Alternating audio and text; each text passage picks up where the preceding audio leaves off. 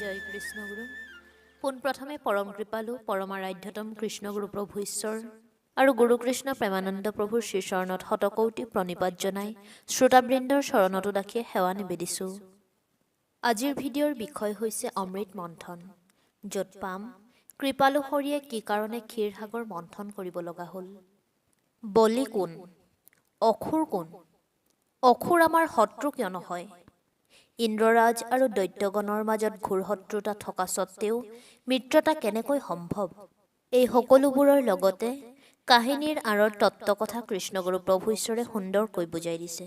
আহক আমি সকলোৱে হৃদয়ংগম কৰোঁ। পৃথিৱীৰ মধ্যভাগত অমৰাৱতী নামেৰে এখন বিতোপন ৰাজ্য আছিল। ইন্দ্ৰ আছিল সেই ৰাজ্যৰ ৰাজৰাজেশ্বৰ। ৰজা ইন্দ্ৰ আছিল ভগৱন্তৰ একান্ত ভকত। প্ৰজাসকলো আছিল একান্ত ভকত আৰু তেওঁলোকে দিনে ৰাতিয়ে হৰিচৰ্চা কৰিছিল। প্ৰজাসকলে সদায় হৰিনাম কীৰ্তনত ৰত হৈ কাল কটাইছিল। তেওঁলোকে সমস্ত কাৰ্য হৰিৰ চৰণত অৰ্পণ কৰিহে কৰিছিল। সেই ৰাজ্যত আসুৰিক স্বভাৱৰ যিসকল লোক আছিল, তেওঁলোক হৰিভক্তিত অমনোযোগী আছিল। সেয়ে তেওঁলোকক অসুৰ বুলি কোৱা হৈছিল। ভাৰতৰ পূব প্ৰান্তত অৱস্থিত ৰাজ্যত বলি ৰজাই ৰাজত্ব কৰিছিল। বলবীৰ্যৰ দিশৰ পৰা বলিকেই প্ৰধান আৰু শ্ৰেষ্ঠ বুলি কোৱা হৈছিল। বলি আছিল আসুৰিক স্বভাৱৰ প্ৰজাসকলৰ ৰজা। ইন্দ্ৰ ৰজাৰ সহিতে বলি ৰজাৰ শত্ৰুতা সৃষ্টি হ'ল। সেয়ে দেশভাৱত পৰস্পৰে পৰস্পৰক হিংসা কৰিবলৈ ধৰিলে। এদিনাখন চেক বুজি বলিৰাজে দৈত্যসৱক লগত লৈ ইন্দ্ৰৰ ৰাজ্যত আক্ৰমণ কৰিলে। ৰজা ইন্দ্ৰই ভয়তে ৰাজ্য এৰি পলাই গ'ল। সেই সুযোগ লৈ দৈত্যবোৰে ইন্দ্ৰৰ ৰাজ্যত লুটপাত কৰি ধন ধান ঐশ্বৰ্য বিভূতি সকলো নিজৰ কৰি ল'লে। ইন্দ্ৰৰ সমস্ত লুটি লৈ বলিৰাজ নিজ ৰাজ্যলৈ গুচি গ'ল। অসুৰৰাজ বলি প্ৰস্থান কৰাৰ পাছত ৰজা ইন্দ্ৰই নিজৰ ৰাজ্যত প্ৰৱেশ কৰিলে আৰু দুৰৱস্থা দেখি অন্তৰ কান্দি উঠিল। প্ৰজাসকলৰ বাহিৰে ইন্দ্ৰৰ ৰাজ্যত আন একো নোহোৱা হ'ল। প্ৰজাসকলে খাবলৈ নাপাই অনাহাৰত থাকিবলগীয়া হ'ল। ইন্দ্ৰ নিৰুপায় হৈ পৰিল। অনিদ্ৰা অনাহাৰে প্ৰজাক শ্ৰীহীন কৰি তুলিলে। ৰজা প্ৰজা সকলো বলহীন হৈ পৰিল। ৰজা প্ৰজাৰ একান্ত ভক্তিৰ বলত ঈশ্বৰৰ কৃপালব্ধ হৈ মাত্ৰ জীৱন ধাৰণ কৰি থাকিল।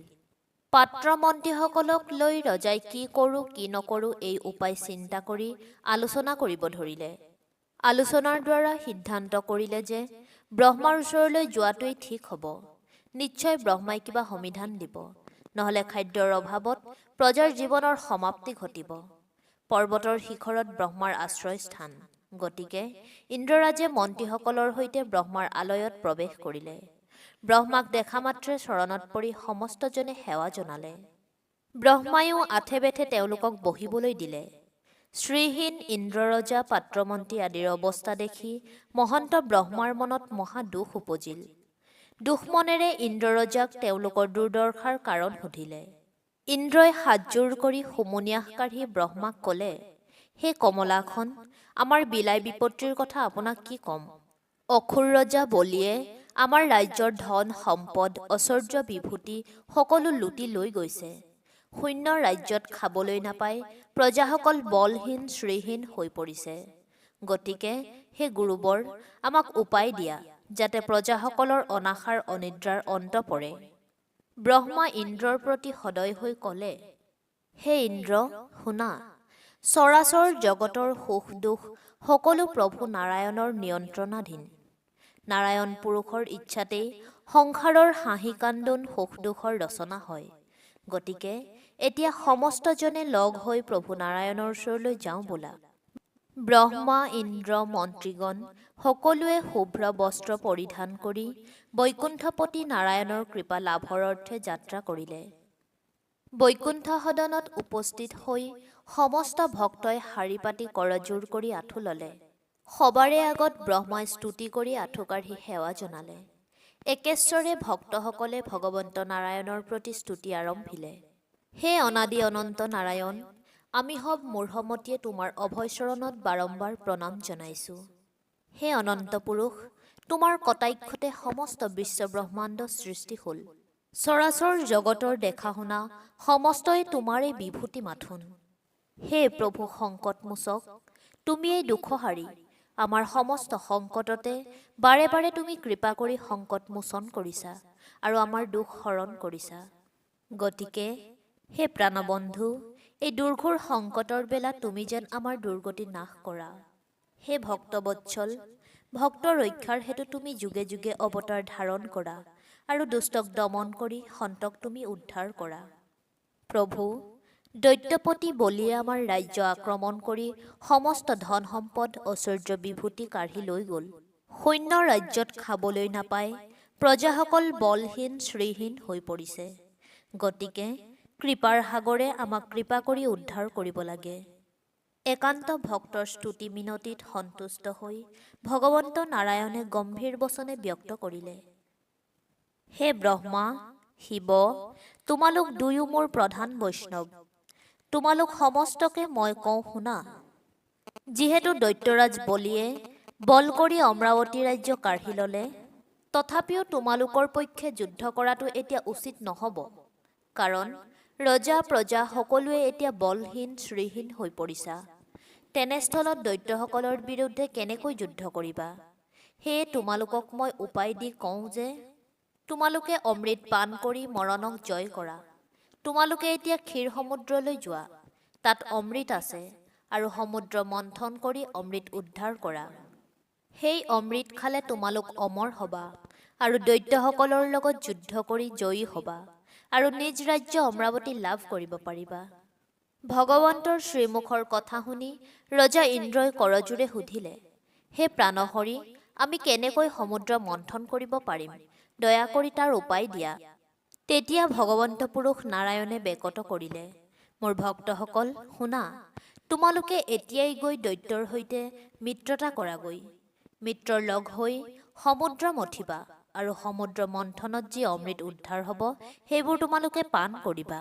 ইন্দ্ৰৰাজে পুনৰ কৃতাঞ্জলিপূৰ্বক হৈ সুধিলে, হে প্ৰাণপ্ৰভু, দৈত্যসকল যে আমাৰ শত্ৰু এই কথা সকলোৰে বিদিত। দৈত্যসকলৰ বাবে আজি আমাৰ এই আলৈ আথানি হৈছে। তেনেস্থলত আমি কিদৰে তেওঁলোকৰ লগত মিত্ৰতা কৰিম? কৃপালু নাৰায়ণে তেতিয়া ক'লে, ভক্তগণ, তোমালোকৰ মনৰ পৰা এই ভাৱ পৰিত্যাগ কৰা। কাৰণ সমস্তজনৰ হিয়াত ময়েই আছো। অসুৰেই হওক বা ভকতেই হওক, সকলো মোৰেই সন্তান। সকলোকে ময়েই পৰিচালনা কৰোঁ। দেহ কৰ্ম প্ৰত্যেকৰে বেলেগ বেলেগ সঁচা, কিন্তু সকলো দেহতে মই সকলো ক্ষণতে আত্মাৰূপে বিৰাজমান হৈ থাকোঁ। যিজনে দেহ ভাৱ ত্যাগ কৰি মোকেই ভজনা কৰিব, তেওঁৰ সুখ দুখৰ প্ৰতি কোনো চিন্তা নাথাকিব আৰু সদা হাস্যময় হৈ থাকিব। তোমালোকে ৰাজ্যৰ লোভত পৰি মোৰ সৰ্বব্যাপ্ত শক্তিৰ কথা পাহৰি গৈছা। সেয়ে অসুৰসকলক শত্ৰু বুলি ব্যক্ত কৰিছা। এই নিৰৰ্থক ভাৱ ত্যাগ কৰি মনৰ পৰা হিংসা এৰি দিয়া আৰু কাৰ্যসিদ্ধিৰ বাবে দৈত্যসকলৰ মন জয় কৰাগৈ। তোমালোকে একো চিন্তা নকৰিবা, কোনো ভয় নকৰিবা। মই সৰ্বদা তোমালোকৰ লগতে থাকি সৰ্বক্ষণে ৰক্ষা কৰি থাকিম। এনেদৰে কৈ নাৰায়ণ অন্তৰ্ধান হ'ল। বৈষ্ণৱ, ব্ৰহ্মা আৰু আন আন ভক্তগণে নিজ স্থানলৈ গমন কৰিলে। গুৰু ঈশ্বৰৰ শ্ৰীমুখৰ বাণী শ্ৰৱণত পল অনুপল পাৰ কৰা ভক্তৰ প্ৰতি গুৰুজনাই নিঃসৃত কৰিলে।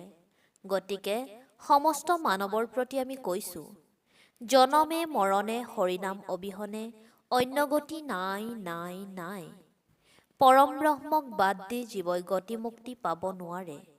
গতিকে দেহ মন প্ৰাণ দৃঢ় কৰি পৰম ব্ৰহ্ম কৃষ্ণক সৰ্বক্ষণে স্মৰণ কৰি ভক্তি কৰিব লাগে। ভক্তিয়েই পৰম ধন, ভক্তিয়েই সন্তোষৰ মূল, ভক্তিয়েই শান্তিৰ মূল, ভক্তিহে গতি মুক্তিৰ হেতু। জয় কৃষ্ণ গুৰু।